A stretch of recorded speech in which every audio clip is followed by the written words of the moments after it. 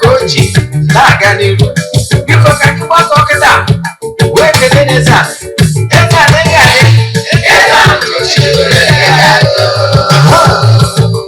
Eze-Ana ugochitubelu nwoke ọma na oraifite ị ga-adị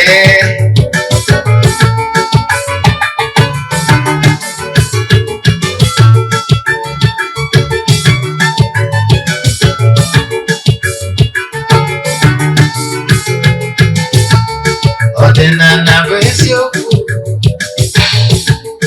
ọdịnala bụ ụzọ ndụ ịma na o nwere olu na-eti mkpu na-asị ụmụ Igbo chigharịa ụmụ Igbo chigharịa kwa mbọsị ọ na-eti n'ụtụtụ n'abalị ọ nọ na nkuzi Eze-Ana ugochitubelu onye ọma na oraifite onye mgbasa ozi ọma ọdịnala gaba n'ihu Eze-Ana ugochitubelu onye mmadụ ji eme ọnụ ọdịnala bụ ụzọ ndụ gaba n'ihu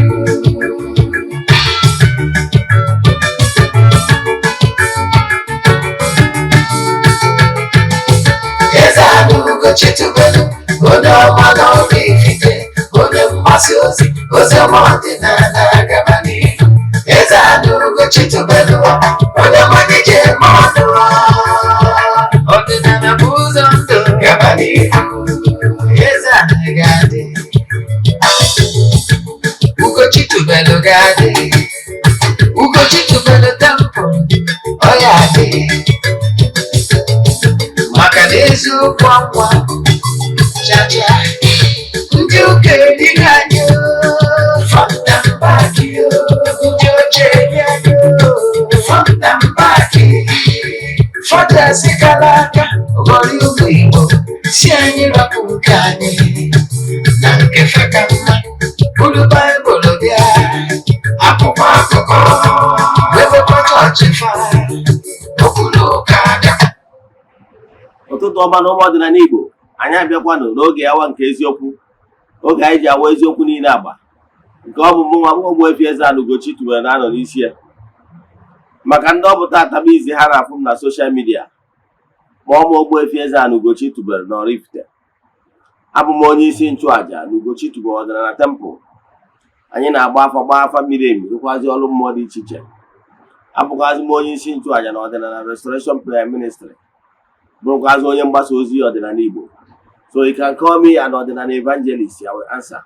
My mission is to help people live better life. N'ụbọchị tata n'oge awa nke isiokwu anyị ji wee bịa bụ signs to know a true Igbo traditionalist. Yes, signs to know a true Igbo traditionalist. Ejiri mara ihe ọ ga-agba bụ na ị na-afụ atụrụ anya n'aka onye ọbụla bụ ezigbote onye ọdịnala. Enwere ọtụtụ ndị mmadụ nọ na soshal midia na-eklem na ha bụ ndị ọdịnala mana nke bụ eziokwu na not representing ọdịnala interest. Do you know na o nwere ndị nọ na soshal midia but in the real sense ha bụrụ ezigbote ndị ọdịnala kama inwe ike kpọọ atheist? Ndị ekwenyere na nwere ihe dịka na nwere na Chukwudi, ndị ekwenyere na ike Chukwudi, ndị ekwenyere na ịga ọfọ ọdịile, ha ekwenyere kwụzi na ekpere edikwazi ile. Ha believe na ihe ọbụla na-eme n'oge ya. Ọ dị ndị etu aka anyị chọrọ ka anyị bịa adreesị ya n'utodo ka ị mara aka nyere aka ebe ka ị marakwazi ihe dị iche na capital B na ọbanama. Then ka anyị gaba n'iru bifo anyị mee nke a. Ọkwa dị mkpa echefuna na aja anyị na-achụ kwa ọnwa nke ọnwa Jenụwarị na-aga n'iru. Ndị niile sonyere anyị na nke ọnwa Jenụwarị a ga-enweta ihe onyonyo anyị na-eme maka na ọ na-awa ibido ya bụ aja. Bifo anyị mesịa ya anyị na-ese ndị ihe onyonyo mmalite ya bụ aja. Yes, then ụbọchị a ga-emechikwazie a ga-ejekwazi na mmiri jee chụọ aja mesara aka gbagota n'elu ala chụọ aja to entities of powers jee n'ebe nchụaja gbuo eburu wee mesara aka. Sesọ ndị sonyere na ya bụ aja na-enweta ihe onyonyo nchịkọta na WhatsApp only. Anyị anaghị esho ihu ọrụ na soshal midia maọbụ n'ebe ọbụla. Yes, I have to show you all, I have to show testimonies. You know why? Not necessary. But I can tell you the case in Eze-Ana to you, maka na Igbo bike. Ihe kwaziri ike isonye na aja ebe ọ bụla ị nọ na nsọtụ ụwa dum maka ike Chukwu ruru mba dum. Nke ọzọzi bụ na ịchọ isonye na aja distance abụrụ barrier. Ihe ị ga-eme ewu chat ya m na WhatsApp. I forward ya 3 prayer requests anyị ga-edebe n'ọta na-achụ aja na-agụ ọfọ na-ekwubi okwu n'isi gị tiri ọnwa ahụ. Chat ya na WhatsApp agwazie ngị other details I need for you in order to pick you. Mana ị ga-emekwa donation of small token. Ga bụ ihe gosiri ma chat ya na WhatsApp 0813-8243-871. I repeat 0813-8243-871. Ka anyị gabazie n'ihu na nkụzi anyị wee bịa. Ọ bụrụ na ị na-esonyere m site n'Eziokwu TV, ị laikiri nkụzi anyị jeka ịnụ taa ma ọ bụ nkụzi ndị ọzọ anyị kụzigoro, ị chọrọ ịwọchị nkụzi ọzọ, jee na ma YouTube channel Ogbuefi Eze-Ana Ugochitubelu oraifite na YouTube ịwọchị ya. Ọ bụrụ na ị na-esonye n'Eziokwu TV, ọ bụrụ na o nwere Nollywood movie ọbụla ịwọchị na channel a ị chọrọ ịwọchị ọzọ ma ọ bụ ishare ya mmadụ, jee na Ugochitubelu Movie Productions na YouTube ịwọchị ya, ma ọ bụ jee na Great Movies, Eziokwu Great Movies watch ya na YouTube. Ọ bụrụ na Igbo movie jee na Eziokwu TV Nollywood Movies. Ka ị na-eme nke a ka Chukwu Okike pụrụ ime ihe niile gọzie gị n'ebe ọ dị ukwuu. Ka ị na-esonyere m na live, share the link, invite your friends ka ha nụ from the horse's mouth maka na m etiwe aka oyibo ozugbo taa. Ahụ na ngwọ maka na nkwụ na-abịa na-esi n'olu. Gịnị ka anyị na-ekwu? Anyị wee sị ka anyị kọwaa ihe ejiri mara ihe ị ga-eji wee malụ onye bụ ezigbo onye ọdịnala. Anyị wee kwuo na o nwere some characteristics ị gara afụ eji mara onye ọdịnala. Nke mbụ, na onye ọdịnala ga-abụrịrị onye na-asọ nsọ ana,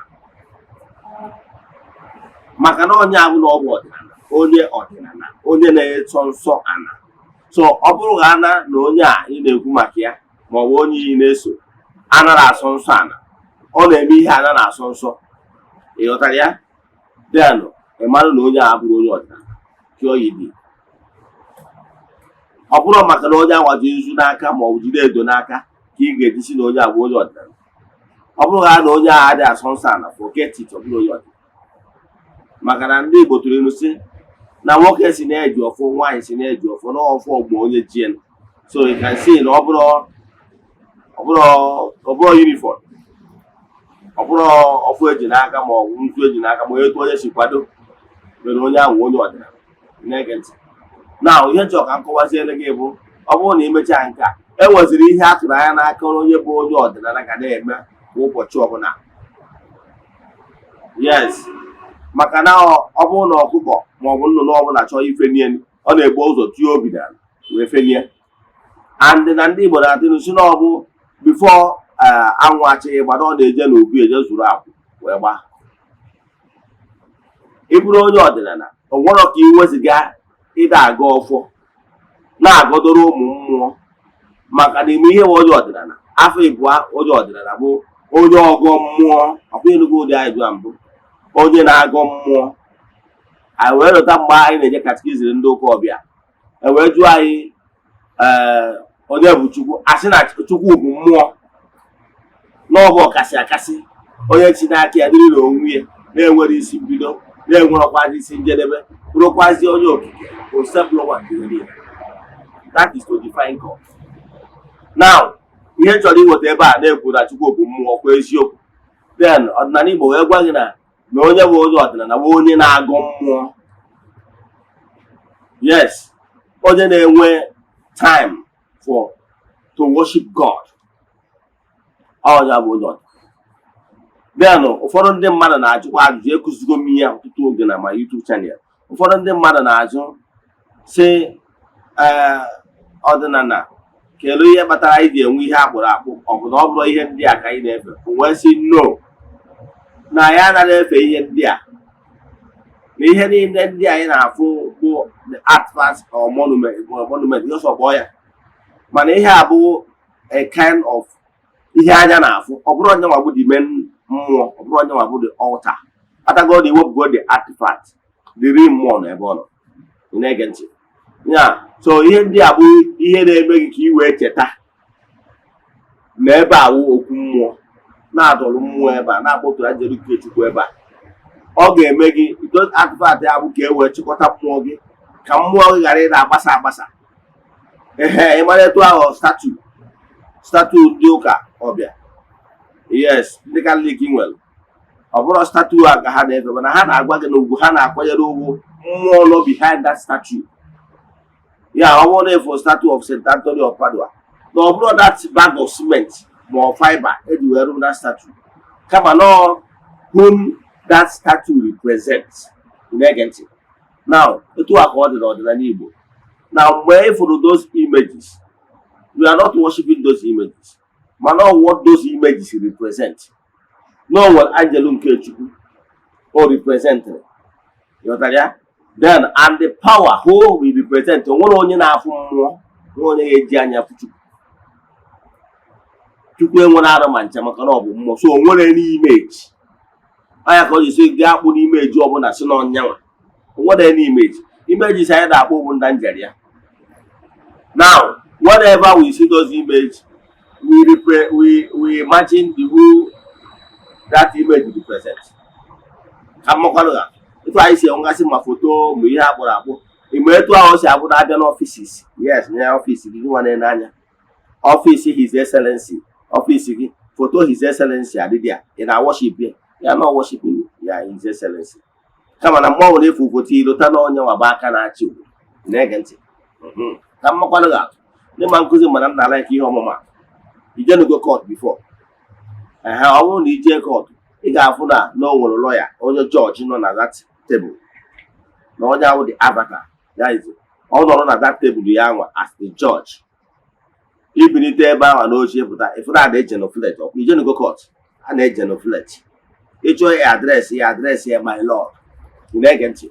Ọ bụrụ na ị na worship ya, but in a respect to what he or she represents, the authority. In negative, so more than I know before an image or I know no, we give the reference, we genuflect. Makiji na ima no nya bụ onye nnọchite anya negative. Ọ bụrụ na onye abụ the way o si abụ na ndị ụka Rom, enwere onye a na-akpọ the Papa Lucio. The last time I checked, nke ndị Rom na Nigeria bụ na Lagos. Ya ọ bụrụ chọrọ kwa ediri ị chọrọ ije Vatican, ebe ị ga-eje gbata dị akwụkwọ a ga-eji permit gị land na Rome bụ na office of the Papa Lucio dị na Lagos. Papa Lucio simple means onye nnọchite anya nna, that is onye nnọchite anya Pope. Na-ege ntị. Etu a ka ọ dịkwa na countries ndị ọzọ nwere akpọ their own ambassador. Ambassador simple onye nnọchite anya. Now, whenever you disobey the ambassador, disrespect the ambassador, they have disrespected the country, whichever country who represent negative. Etu a ka ọ dịkwa gị nwa as a Nigeria, you are not permitted to fight a policeman or uniform man in the open, fighting dirty, tearing his clothes. He will be dealt with. You know why? Ọ bụrụ ngwa chiri akwa.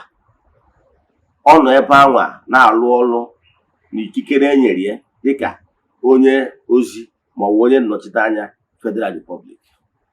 Ị na-ege ntị. So etu a ka ọ dị n'okwu mmụọ dị iche iche. Even meanwhile, not before okwu mmụọ, ama na ọ bụrụ onye bụ Chukwu, but he represents. Jee na akwụkwọ Numbers, ị ga-afụkwu ebe kwuru sị na onye agwọtara Moses ya pụọ agwọ debe n'elu. Onye agwọta anya na anya na-agwọ ka o nwere onwe ọ bụ eziokwu. Ọ na-ene anya na-agwọ agwọ onye nwa bụ Chukwu na-agwọ, no. Mana mgbe ọ bụla na ya na-agwọ, it simply means that he may go obey the God's commandment, so you will be here. Maka na ikwenyere dike Chukwu na-ege ntị. Na ihe na-achịkwa ihe na-enye m atụ abụ digress a little bit ka ị wee ghọta ihe bụ ọdụ. Nke ụfọdụ ndị mmadụ na-aghọta ya anyị eneghị anya maka ihe na anyị nwere catechism classes etu ọ dịgbo. Wee mezie ndị ụka ajara wee bịa wee rie ndị be anyị maka na ụfọdụ ụmụazị enwere depth knowledge of ihe ọdịnala is all about. So all the easily sweep ha off their feet. Ịgwa ha na ha na-efere arụsị ma ha hụ ndị ọgọ mmụọ. So if you want to know number one onye ọgọ mmụọ, call me, I'm number one. And I'm proud to be one of them. yes, abụ m onye ọgụ mmụọ. Na ihe na-achịkọwara na ezigbo onye ọdịnala ga-abụrụ onye na-agụ mmụọ. Na ihe ọ pụtara bụ na gịnị bụ ịgụ mmụọ, gịnị bụ ịgụ ọfọ? Ịgụ mmụọ ma ọ bụ ịgụ ọfọ, ịgụ mmụọ bụ mgbe ị nọ before the entity of power to genuflect, to give respect ka anyị na-agụ mmụọ. Mana mgbe ị nọzi na ya personal devotion, sizie ka ịgụ ọfọ. Gịnị bụ ịgụ ọfọ? Ọfọ ka ibe ji awa. Ọfọ bụ mgbe ị nọ wee na-eme declaration nke ịma nke bụ eziokwu ntiwarị aka oyibo nsogbe. Ịgụ ọfọ enwero any English translation dị direct. Fact, ịgụ ọfọ, the word ịgụ ọfọ enwero 100% English language ị ga-eji wee quantify ya. Mana something very close ka ịgụ ọfọ bụ ihe akpọrọ prayer. Ị na-ege ntị? Prayer bụ ihe bịara close to ịgụ ọfọ. So ọ bụ onye ọbụla bụ ezigbo onye ọdịnala ejiri mara onye a nọ nke mbụ, ekwuola m nke mbụ na ọ ga-abụ onye na-asọ nsọ ala, zere ihe ọbụla bụ nsọ ala, na-edebe nsọ ala. Then ọ bụrụ na o mechaa nke bụ ọ ga-abụ onye ejiri ịgụ ọfọ ya egwu egwu. Wee kwuo na prayer abụrụ ịgụ ọfọ, mana prayer bụ ihe a ga-ejitu wee maa atụ ya. Mana gee ntị, aṅụ na ngwọ na nkwụ na-abịa ka nkọwa adịghị ihe wụ ịgụ ọfọ. Ịgụ ọfọ consists of 4 departments, 4 cardinal points. 1. Ịgụ ọfọ ọ bụrụ na ị na-ege okenye ntị, adịba ekwu maka ndị eriri eri nọ township anụbọdụ ebe a gụrụ ọfọ mbụ. Ịgụ ọfọ wụ na obodo ọjị Chukwu okike pụrụ ime ihe na anyị ekele gị praises. Ọgbọgwọ Chukwu okike si ya biko na anyị ụmụ nwa agadakwa n'ebe a n'ọka ịbịa nọnyere anyị.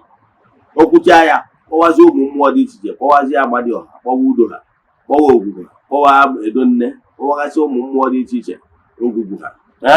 Mgbe ọ na-akpọ dị ha, kpọwasị ha biko. Ọkpọcha ahụ ọsụ onye akpọrọ ya megide ya kpọọ ibe, kpọwa ndị ichie, kpọwa ndị aka ji ọfọ, kpọwa ndị egede, kpọwa ndị mbụ, kpọwa ndị nna nna anyị ha, ndị anị ka nta ana. Ọkpọcha ya ọkpọ ndị ichie, ọkpọcha ahụ ọsị ha ndị elu na ndị ana biko na onye akpọrọ ya megide ya kpọọ. Invite, praises and invited. 1. Ịfụnanya na omego ụzọ ihe na-abụ. Nke mbụ praises, nke bụ inviting them to join in that particular devotion. Ịfụnanya nke a bụ nke mbụ. Nke ịbụa ọ ga-eme bụ o wee yozi doo na ya bụ ụmụazị. After praising them and inviting them, a ma achịkọwado ihe dị iche na ịgụ ọfọ na ikpe ekpere. After praising them, invite them. Second department bụ ọyọwahasịa ndị na anyị wụ ụmụazị na-awụ ahụ n'afọ n'afọ. Na-etu azụ dị na mmiri si wee si ghara ịgụ agụgọ mmiri, na-etu ha ka anyị wụ mmadụ ga-esi ghara ịgụ agụgọ njọ, dosi gbaghara anyị. Forgiveness ọ na-ayọ. Ọ gbadata na the third one, o wee sị o bido petition wee ya ayịyọ. O bido yọwa ayịyọ sido ndị nna nna anyị ha ndị kụbara anyị na anyị ga-eju ka afịa, na anyị ga-azụ ka afịa, mana anyị ama ana ka afịa asị ise. O wee sị na anyị ga-ejere obodo, na anyị ga-ada n'obodo asị ise. O wee sị na ihe ọma na-eme na be ndị ọzọ ga-eme na be anyị asị ise. Asị na anyị chọọ na anyị ga-achọta, anyị rụọ na anyị ga-alụta asị ise. Ọ sị na ndụ anyị ga-adị, na ndụ ọ na-agụ onye ọ na-aga ibi onye ọ na-ana nke ya na ndụ n'afọ asị ise. Asị na anyị ga-adị ka echi maka na echi ya dị agwụ agwụ asị ise. Ọgọ ọfọ kwube ihe niile ọ na-ayọ. Okwu osi na ụmụ nwa dị ya n'anyị na ha ga-aba ụba weta ihe ọma dị na mba were aka n'ụlọ asị ise. Ụfọdụ ihe na-ahụ ihe dị ebu n'obi ka ọ na-ayọ petishọn ya arịga. Ọyachazi ahụ ya nwa ọbanye tutu ezumezu niile afa eme m ihe invite. Nwa ha na m abịakwa n'ụbọchị taa na-agụghịkwa n'ụzọ na-agụghị ọnụ. Nye tutu afa ewezi ha biko n'ọkwa ọfọ ka m bịa ka m gụọ n'ụtụtụ taa na onwere onye m mejọrọ, onwere onye ji nke na m agwụrụ ọgwụ ka m megide nwoke ma ọ megide nwaanyị. Den ịfụrụ ya otu a ka o si efulo. Ịfụ na bifo onye ọdịnala Igbo ebido jụba ogu mebe declaration a na-akpọ iju ogu, ọ ga-ebu ụzọ gboo onwe ya ndụ. Ịghọtara ya? Otu onye Igbo si agụ ya ma gwa ihe pụtara ọfọ ji wee bụrụ ọkanga adị ama aka. onye na-aga ọfọ na-ama ka esi aga ọfọ wee ruo ebe ahụ bụ ụzọ gboo onwe ya ndụ. Ọ sị na onwekwa onye mmejọrọ na ma agwụrọkwa ọgwụ megide nwoke ma ọ megide nwaanyị. Onye sị ka ọ gwọrọ ya ọgwụ anwa rie ya asị ise. Ofu na obugo ụzọ gboo onwe ya ndụ na ihe ndị a na ya adịghị eme ya. Ya fụ onye ọbụla mere ya wee megide ya emegide anagbuo ya. Onye ọ wee bido gọbasị ọ bụrụ na onye ọbụla sị ka o jeela ya ji ije ọjọọ o jebeje ejeru na osi ọnwụ na ọ ejere onye nwụrụ asị ise. O bido jụba ogu mgbe ọ na-ajụ oge ọsịba egbe bele ugo bele nke si ibi ya ebe na ya gosi ya ebe ọ ya ebe. Ọ bụrụ na o gosiri ebe ọ ya ebe aja ya si nkwukwa ya ịfụna ya. So o bido jụba ogu ojugbo ogu anwa ọsị onye zuola ya ọnwụ ya gwọrọ ha na zere mmiri asị ise. So ofuna n'obido da ju ogu ndị ụka na back to sender. So even these 4 cardinal points I'm raising now, if you na prayer be closer, yes, but it go for chikota of the entire devotion. But they can say may go forward the compendium of the entire devotion. Call it like that. Makana ego for the very comprehensive, unlike ordinary prayer. Gịnị ka m na-ekwu maka ya? Mana ọ prayer ka a ga-eji wee ihe bịatụrụ closer to ego for. Maka na ego for na-agba onwe ndụ. Egbo onwe ndụ na ihe a n'ime ọkụ ya. Onye si ka o mezie emegide gị. Anyị adịnakwa agwọ ọgwụ mana onye si ka ọ gwọrọ anyị ọgwụ gee asị ise. Ebu ụzọ gbaa onwe ndụ na ide eme ya. Ọtụtụ ka ndị ụka nwere ike ịbụ na ọ na-eme okwere ọgbara onwe ya ndụ ihe ọ na-ekwu si mee ndị ọzọ ọ na-eme ma ọ bụrụ onye ma ezigbo taa aga ọfụ. Adịghị ekwu maka ndị eriri generation amaghị ihe a na-ekwu mana etu esi eme ya maka na ogu ọdịnala Igbo bụkene na ọfọ na ogu iji ọfọ jide ogu aka gị dị ọcha. Yes, ọ ihe a ka eji ama ezigbote onye ọdịnala ahịa akpacha ya sị ka onye megide mmadụ. Ị na-emegide mmadụ andị mana ihe a n'aka gị dị ọcha n'aka onye anwa dị ọcha. Ị na-emegide ka ị narị oke ma ọ ka ịgba ya ọkụka ịbụrụ onye ọdịnala ime edu nwunye mmadụ. Mana ana m achọ ịkọwara gị na ọtụtụ ndị mmadụ na-eji eduru nwunye mmadụ today abụrụ ndị ọdịnala. Onwe onye na-eklem na ebe onye ọdịnala ọ na-eji eduru nwunye mmadụ hapụ onye ọbụla onye ọdịnala maka ezigbo onye ọdịnala mana ọ forbidden ọnsara ọ na-egbu mmadụ. Mana onye ụka ya ewu isi ya way to eat. Go to hotels na kwa weekend ga na-aba ya. Go to hotels. Ọtụtụ ndị niile ị ga-afụ ebe a married men kwara akwụkwọ n'ụlọ na ọ ya jeduru nwunye mmadụ. Esi ya akwụkwọ nwunye mmadụ na iwu nwunye mmadụ ọ jụọ na ọ bụ di mmụọ ọ dị mmadụ ka ewu. So mana ya na-achịkọwa ebe a ihe ị ga-eji gbaa ezigbo onye ọdịnala. O nwere ndị na-apụta na social media na-epreach so many things si na ya bụ onye ọdịnala ka mmadụ ga-atụ. O nwere ofu onye ma ya akpa afịa mana ya pụta na-achịkọwa ọ bụrụ na social media nọ na Facebook ị ga-ama ọ dị very popular. Mana ana m achịkọwara nyanwa na onwe ya ekwenyere nyanwa na onwe ya mụnwa na onwe ya kpọrọ ya onye ekwenyere na ike kwenyere na Chukwu. O kwenyere na ike dị na okwu ọnụ. O kwenyere na ike dị na ego ọfụ. O kwenyere na ike ọdịnala the main basic thing ọdịnala ji wee dị ebube.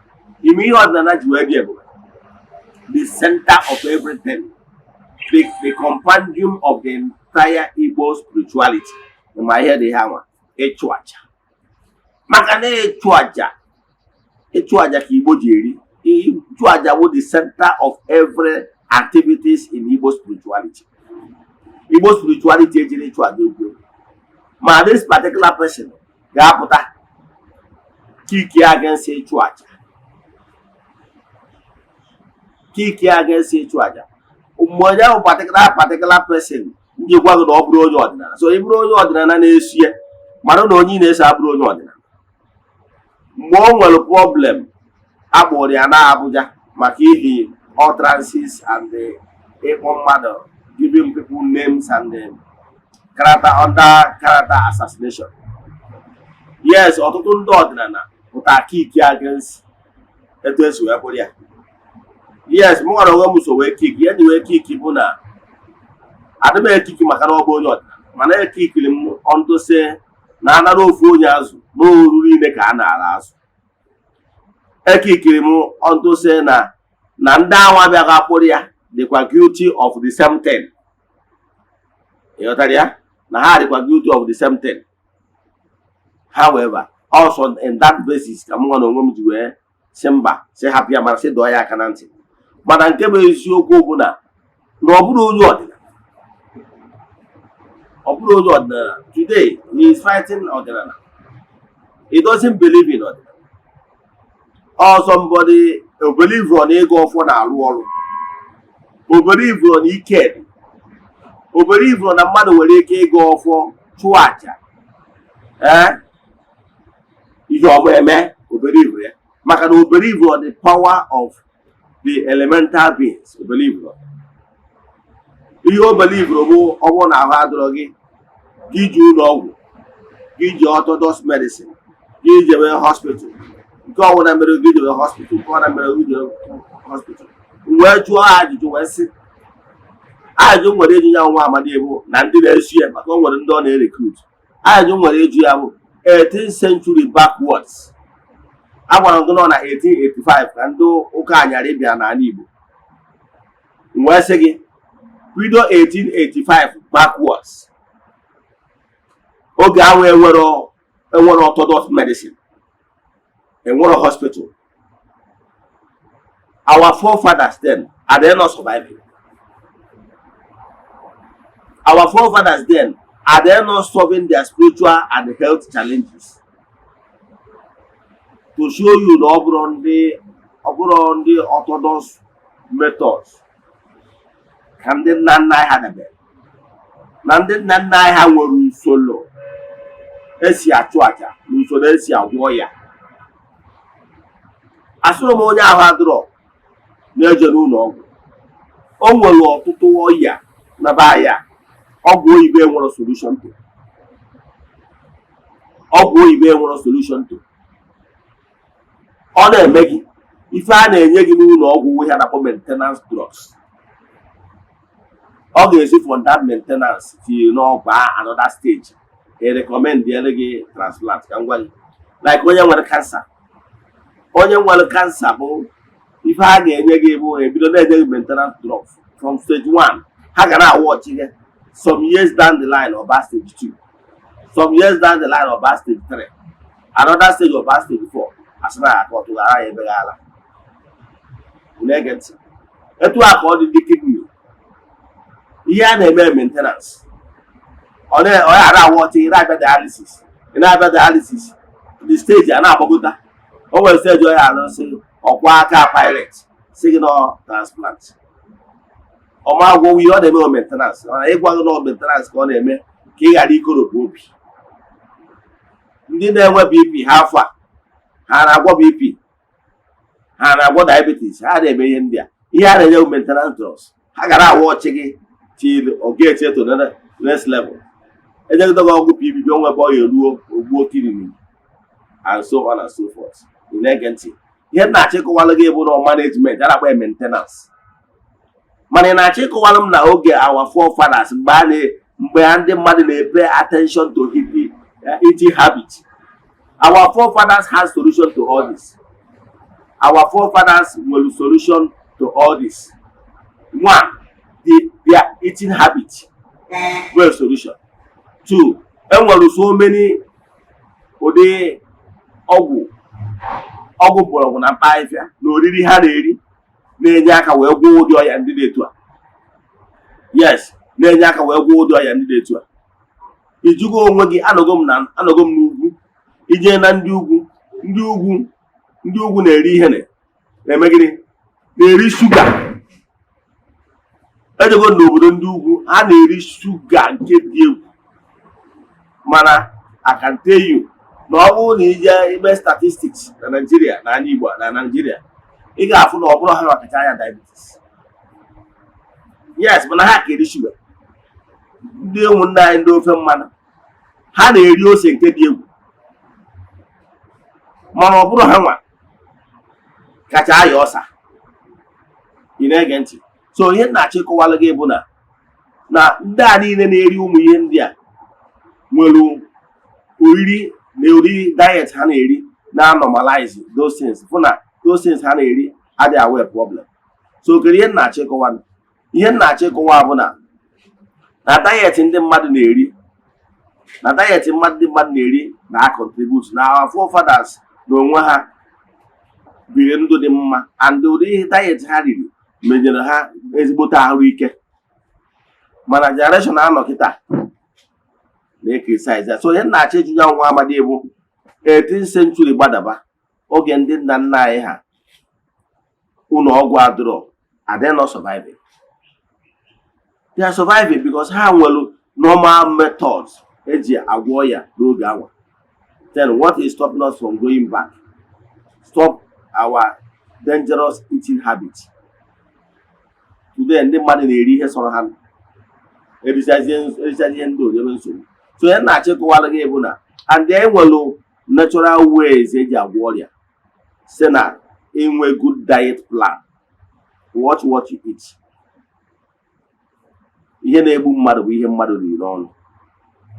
Na-ege ntị. So ihe na-achọ ịkọwara ya bụ na mana ya nwa na onwe ekwenyere na anything gbasara traditional ways of solving problem. Ikwu ọsịgụ chijewu n'ọgwụ, ikwu ọsịgụ jewu n'ọgwụ. Ị na-ajụzie the time when there is no groundnut, ndị mmadụ chọrọ oriri konkere. So that is the thing. Nke a bụgoro ofu gosiri na ya nwa na onwe ya bụrụ onye belivuru na our ways of our ancestors. Nke ịbụa, o kwenyere na ịchụ aja. Nke bụ eziokwu na o nwere ọya mmadụ ga-enwe,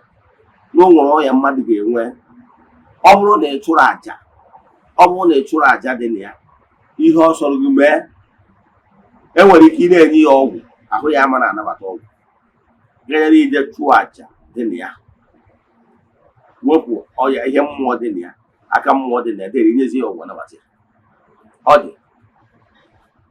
So ihe na-achọ ịkọwa bụ onye na-eso onye dị etu a, ka ị mara na onye dị etu a na gị na ya kwụrọkwa na ihe ọ na-epreach bụ ihe dịrị onwe iche. Okwu si the Orthodox medicine hospital, okwu ọjọọ okwu gị donate ego maka organization ya. Ịghọtara ya, na-ege ntị. So ka ị mara na ọ nọrọ onwe na business nọrọ onwe na gị na ya kwụrọ, ọ nọrọ ka ọ bịa tụọ na ọpụ paketi ya ihe gbasara ọdịnala Igbo. Nke a bụ ihe kwesịrị ịma. Then gịnị ka m na-ekwu, agụsigoro m gị points ị ga-eji wee ma ezigbo onye ọdịnala. So one, nke mbụgoro na ị ga-abụ onye na-asọ nsọ, debe nsọ ala. Zeekwara ihe ọbụla nwunye mmadụ, zeelu nwunye mmadụ. Ị nwere any justification ị ga-ejekwu nwunye mmadụ. Ọ bụrụ na ụba nwaanyị dị gị mma, you have what it takes, go for it, but leave nwunye mmadụ alone. O gbugokwa ọtụtụ ndị mmadụ. Yes, o gbugokwa ọtụtụ ndị mmadụ. Ka abụ ofu. Ka ịbụ a na-asọ nsọ, ịmara ihe obodo na-asọ, Eze-Ana na-asọ, keep it. Ịmara eziokwu ịma akwa ọgụ n'obodo, ịmara eziokwu ịma ikwuo. Ọ bụrụ na ịmara ihe iyi ekwu, ịba abịghị. Irikwa na ngarị ka ị wee kwugido mmadụ maka na ị nwere ike ikwu ya ma ọ bụ na ị nwere ogologo akpịrị. Ikwu ya kama ụbọchị anwa ịbịa then iwepụ aka n'ihe ọbụla bụ nsọ ala. Ị na-edebeghị anya etu a, you live long. Onye ka anyị na-achọ ịkọwara gị ihe bụ ejiri mara ezigbo onye ọdịnala. Na ezigbo onye ọdịnala ga-abụ onye na-eme ihe ndị a. Mmadụ ejikwara gị sị gị mee ihe ọjọọ, nọ ime ihe ọjọọ ka o wee dịrị gị mma. Enwere any shortcut n'ihe gbasara mmụọ. Enwere any garbage out, any ihe ọjọọ ọbụla i mere nwere repercussion, and it must flow back to you, the original. Ka nkwụsị ebe a. Inwe ajụjụ na nkụzi anyị kụziri taa, ma ọ bụ na ịchọ ka agbara gị afa miri emi, send your message na WhatsApp 0813-8243-871. I repeat, 0813-8243-871. Ị nwere ike isend message na WhatsApp, I will respond. Ma ọ bụ ịkpa abụọ. Ọ bụrụ na m enwere ike ipi ike ma PA will pick it. Mana ọ bụrụzie na o nwere personal message ịchọkazi isendịrị m, mana nke a ga-abụ only WhatsApp message only. send ya email na WhatsApp number 0805 7837672. I repeat, 0805 7837672. Nke ọzọkwasị wee agụọ m ọfọ n'isi ndị niile bụ ndị friends of the temple and children of the temple. Ya nakwasị ndị niile sonyere anyị na-aja anyị na-achụ n'igwe nke ọnwa Jenụwarị a. A sị na ọmaka ya emere ụnụ. A sịkwasị na akakaka ya ama ụnụ na jijiji ya ama ụnụ. A sị m echeche ihe ọjọọ ya eme ụnụ ya ma onwe ya. A sị m ihe ọma dị n'elu ya dara ụnụ na ọdịnala ya pụrụ uru omekwa were anya ha wee fụ. A sị m ụbọchị ihe na-aga okporo ụzọ na ụkwụ ama apụ ụnụ ama na ọ bụgoro ụnụ ama na ụnụ ga-ejecha na maka na ọkụkọ na-akpacha na aja ọfịa ma na-abụ onye nwere ya na-abụ onye nwe ya. A sị m na ụnụ ga-adị ka echi maka na echi adịghị agwụ agwụ. A sị m ajọ mmadụ ọbụla chere ụnụ adịghị echesi na ihe ọma ya emere ụnụ. Ihe na-eme ajọ mmadụ bụ onye ahụ. Ajọ mmụọ ọbụla sịrị na ihe ọmụ na-ama eru ụnụ aka. Ihe na-eme ajọ mmụọ mee mmụọ ahụ. A sị m onye ọbụla sị ka o jere ụnụ ije ọjọọ o jewe na ọya ejelu osi ọnwụ na ọya ejelu nya nwụrụ n'ụzọ ihe nkwu n'aha Chukwu Okike nke pụrụ ime ihe niile. A sịrị nke ọma ka merụ mmadụ niile. Ike ị na-ege okwu a na-emetụkwa aka na share button n'aha Chukwu Okike nke pụrụ ime ihe niile. Udo dịrị ụnụ. Daalụnụ. Ọ dịkwa echi niile n'oge awa nke eziokwu. Daalụnụ. A sịkwa m na ọ bụrụ na ọnwa egbu ọjọọ eji wee chụọ aja na-emecha na ọ ga-ekwu nri ome ka ọ dịkwa na echi niile n'oge awa nke eziokwu. Daalụnụ.